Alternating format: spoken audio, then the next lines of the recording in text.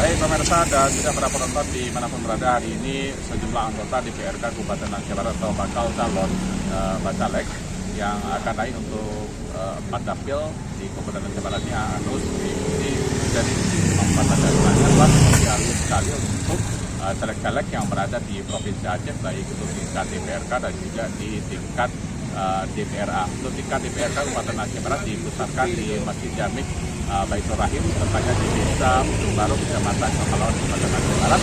Ini dilangsungkan selama 3 hari di Aceh. Bagaimana kemampuan negara mereka? Kita lihat bersama.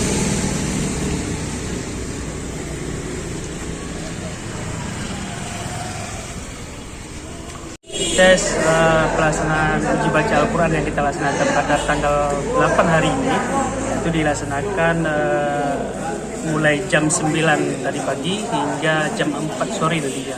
Dan kita perkirakan dengan durasi waktu tersebut kita akan dapat menghabiskan jumlah bacalek DPRK dapil 1 Johor Pahlawan yang berjumlahnya 161 orang itu selesai di jam 4 sore itu. Ada berapa untuk hari ini diperkirakan caleg?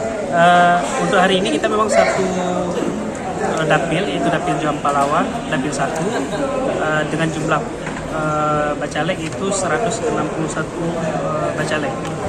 Ini bagaimana untuk bacalek yang tidak hadir dalam 3 hari dibuka ruang, misalnya naik haji, habis itu sakit, dan juga yang haid atau nifas, gimana? Untuk yang haid atau nifas bagi wanita yang berhalangan, mereka akan diberikan satu cara lain yang kami keluarkan, yaitu mereka bisa untuk membaca juz amma seperti itu. Nah, untuk bagi mereka yang berhaji, nanti akan dikeluarkan surat kembali bahwa ada 1 hari dibuka kembali untuk khusus mereka yang berhalangan yang sedang berhaji. Untuk sejumlah 161 bacalek, kemudian rata-rata dari mereka kemampuannya lumayan untuk bisa membaca Al-Quran. Kemudian menyangkut dengan tim, kita membentuk